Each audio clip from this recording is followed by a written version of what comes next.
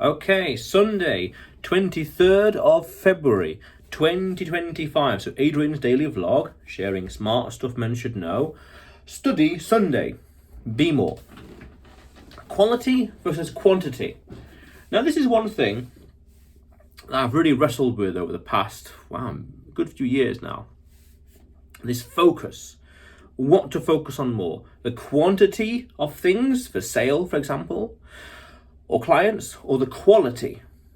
Now, as a first principle, I think the best solution really is actually a bit of both, right at the bat. Why not, if you could have, say, one client that pays £100 an hour, why not have 10, 50, 100 clients that pay £100 an hour? Why not both? Why not maximum high quality and as many as possible? As many as, and this is the key thing, that you want or can handle, because it's got to be sustainable.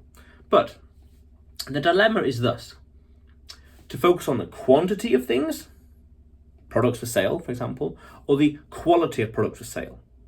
Because both work, both make money. Fair enough. So that's a bit immaterial. It's more a question of what's sustainable. What's your priorities? What's your values? What can you do? What's your limits? How much discipline do you have? How much creativity do you have? Things like that. Because over here, I had a business model a couple of years ago which purely focused on quantity of products. And the idea was law of averages, and they would just sell one or so, make net £1 or so a month, and just make loads and loads and loads of them.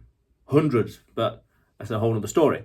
But then over time, the shift slowly fixed and switched to quality of things. Because as a principle, you look at, say, through history, for example, Lord of the Rings, the Mona Lisa, or the Discworld series by Terry Pratchett.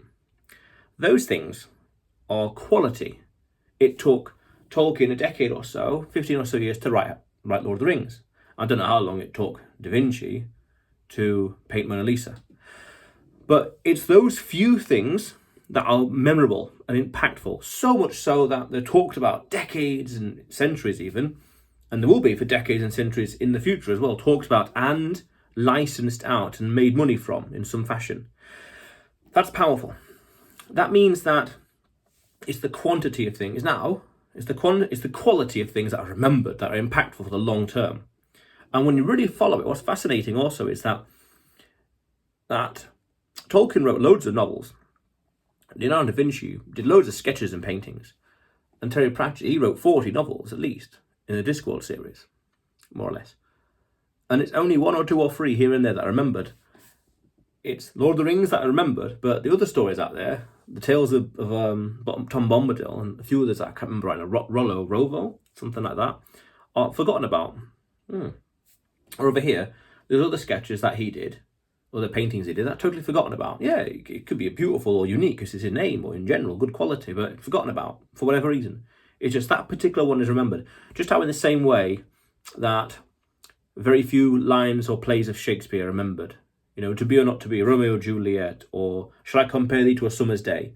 Those few lines, of all the thousands of lines and sentences and dozens of sonnets, and all the plays he wrote, some of them just stick culturally. Macbeth, Romeo and Juliet, The Tempest, I remember that one, and beyond. It's those. It's the quality of these. Even though he went for the quantity, but just by default, he did loads of plays. It's these over here, this one, and that one, that really stood the test of time and really were remembered. Really, taken to the nth degree in today's society. And that remembered. When we say Romeo and Juliet, it creates that whole stereotype, that archetype even. That's powerful.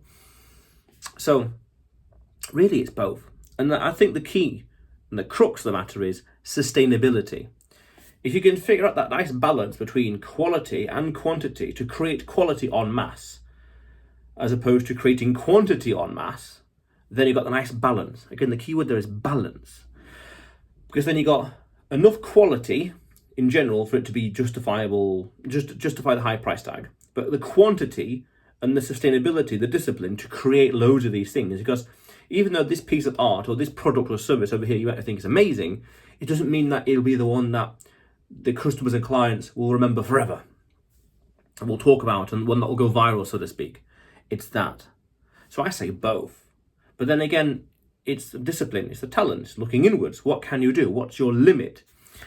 I have certain goals I have every day, including this vlog, and it's very, very doable. So it's quality, because it's taking time, energy, and effort to craft it very nicely and share good ideas, but it's the quantity as well, every day. And then you go one step further and say, well, the quality aspect over time, you're dripping, if you scratch away and chip away at something every single day over the course of 6 months, 12 months, 6 years, you've got this massive archive of beautiful content and beautiful products and services and effort and energy and momentum going. So over time as well, that's powerful. Very, very powerful. It's very powerful. So it's that consistency as well. Sustainability.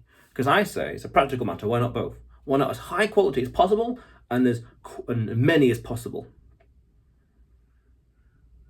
Why not? And then you can compound it even further by having this ethos of always improving, always getting better, wiser, smarter, faster, stronger, you name it. All the nice buzzwords to get better and better. So that over time, each subsequent product is naturally, automatically as well, better because you are better here. You're wiser and faster and smarter, the usual buzzwords again. And yet still, you're maintaining that quality, that quantity. Why not both? Why not both? Within reason. I did a video about that as well in life, within reason. Yeah. But that's the interesting dilemma. And it's been an interesting shift over the past, say, 10 years from pure quantity to quality, but still respecting the value of the quantity, having many, many, many high quality things as possible to maximize the reach, the SEO, the awareness, this massive dragnet, all these multiple products and beyond. That's the idea. That's powerful. Yeah. But otherwise, Adrian's daily vlog, sharing smart stuff men should know. Subscribe for more, and you will see me tomorrow.